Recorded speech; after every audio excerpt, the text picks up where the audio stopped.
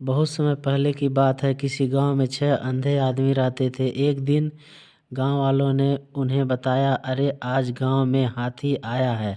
उन्होंने आज तक बस हाथियों के बारे में सुना था, पर कभी छूकर महसूस नहीं किया था।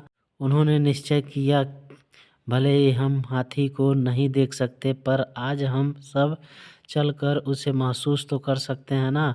और फिर वो सब उस जगह की तरफ बढ़ चले जहाँ हाथी आया हुआ था। सभी ने हाथी को छूना शुरू किया। मैं समझ गया, हाथी एक खंभे की तरह होता है। पहले व्यक्ति ने हाथी का पैर छूते हुए कहा, अरे नहीं, हाथी तो रस्सी की तरह होता है। दूसरे व्यक्ति ने पूंछ पकड़ते हुए कहा, मैं बताता हूँ, ये तो पेड़ के तने की तरह है। तीसरे व्यक्ति ने सूंड पकड़ते हुए कहा, तुम लोग क्या बात कर रहे हो? हाथी एक बड़े हाथ के पंखे की तरह होता है। चौथे व्यक्ति ने कान छूते हुए सभी को समझाया, नहीं नहीं, ये तो एक दीवार की तरह है। पांचवें व्यक्ति ने पेट पर हाथ फेरते हुए कहा, ऐसा नहीं है, हाथी तो एक कठोर नली की तरह होता है।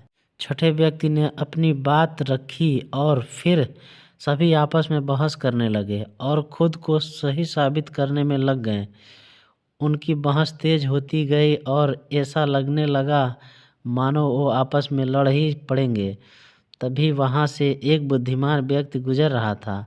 वह रुका और उनसे पूछा, क्या बात है, तुम सब आपस में झगड़ क्यों रहे हो?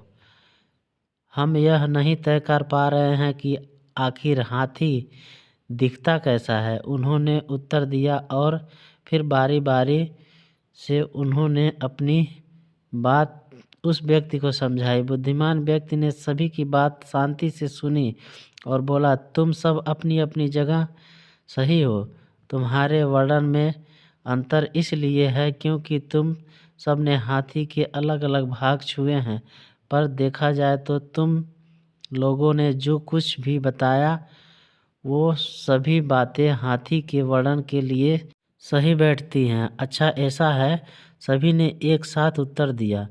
उसके बाद कोई विवाद नहीं हुआ और सभी खुश हो गए कि वे सभी सच कह रहे थे। दोस्तों, कई बार ऐसा होता है कि हम अपनी बात को लेकर अड़ जाते हैं कि हम ही सही हैं और बाकी सब गलत हैं, लेकिन यह संभव है कि हमें सिक्के का एक ही पहलू दिख रहा हो और उसके अलावा कुछ भी ना ऐसे तथ्य हो जो सही हो।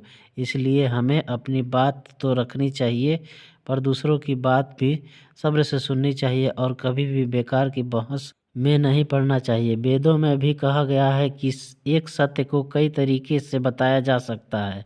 तो जब अगली बार आप ऐसी किसी बहस में पड़े तो याद कर लीजिए कि कहीं ऐसा तो नहीं है कि आपके हाथ में सिर्फ पूंछ है और बाकी हिस्से किसी और के पास है। उम्मीद करते हैं कहानी आपको अच्छी लगी होगी। कहानी अगर अच्छी लगी हो तो चैनल को ज़रूर सब्सक्राइब